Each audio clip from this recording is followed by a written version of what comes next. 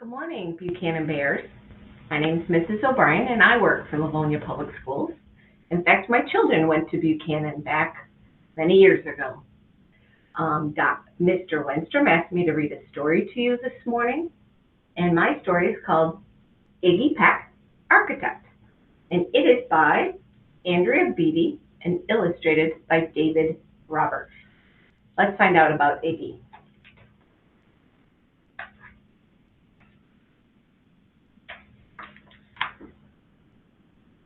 Young Iggy Peck is an architect and has been since he was 2, when he built a great tower in only an hour with nothing but diapers and glue. "Good gracious, Ignatius," his mother exclaimed.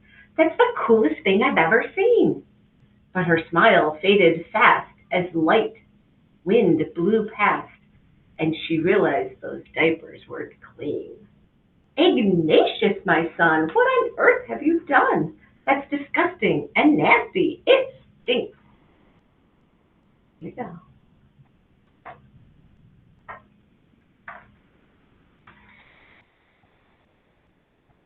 But Iggy was gone.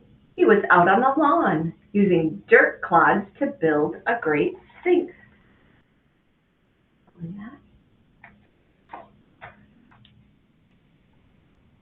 When Iggy was 3, his parents could see his unusual passion would stay. He built churches and chapels from peaches and apples, and temples from modeling clay.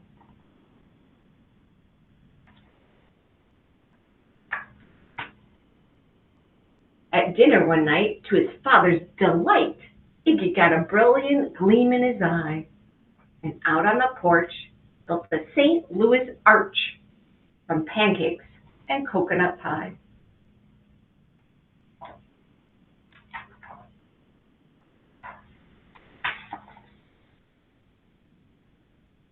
Dear Ig had made it until 2nd grade, when his teacher was Miss Lila Greer.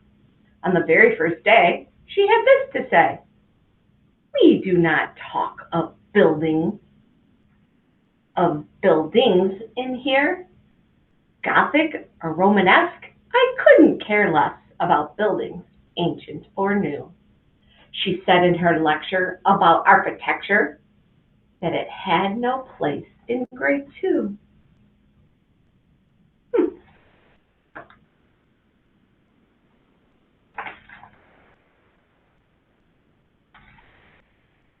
That might seem severe, but she was sincere, for when she was no more than 7, she had a great fright at a dizzying height in a building so tall it scraped heaven.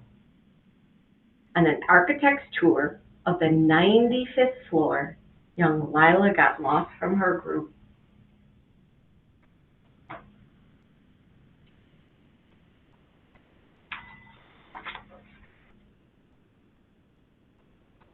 She was found 2 days later in a stuck elevator, eating cheese with a French circus troupe.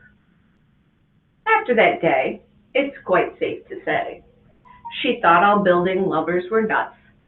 As a teacher, she taught that, above all, one ought to avoid them. No ifs, ands, or buts.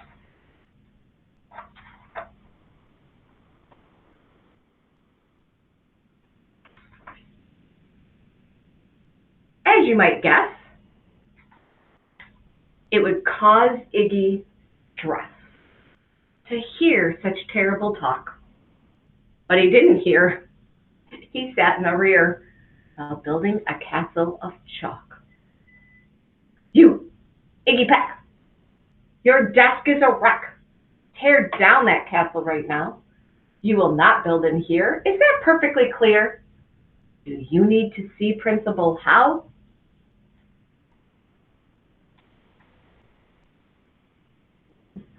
Poor Iggy. "No, ma'am," Iggy said as he lowered his head, and his heart sank down to the floor. With no chance to build, his interest was killed. Now 2nd grade was a bore.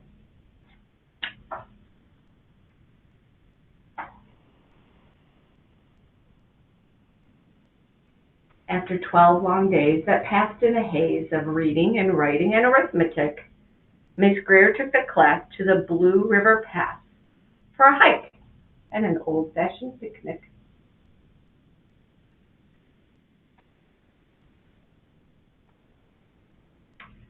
They crossed an old trestle to a small island nestled in the heart of a burpling stream.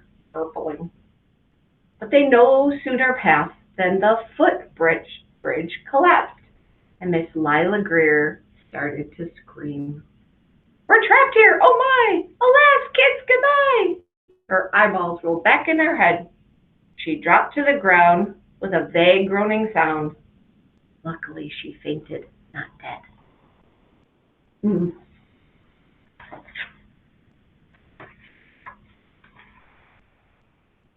The class was amazed. They stood there quite dazed, uncertain of what they should do. But one bright young man was off hatching a plan, which started with Miss Lila's shoe. Soon each lad and lass there at the Blue River Pass was working together as one. Working as a team.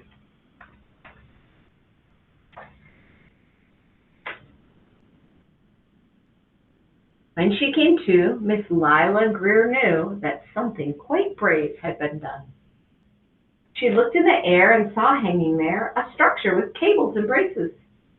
And on the far side, beaming with pride, were 17 smiling young faces.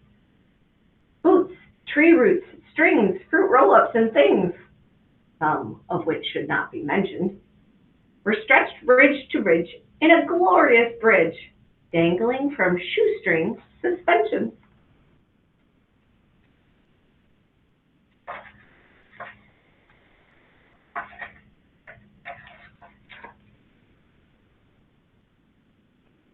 It all became clear to Miss Lila Greer as she crossed that bridge over the stream. There are worse things to do when you're in grade 2 than to spend your time building a dream.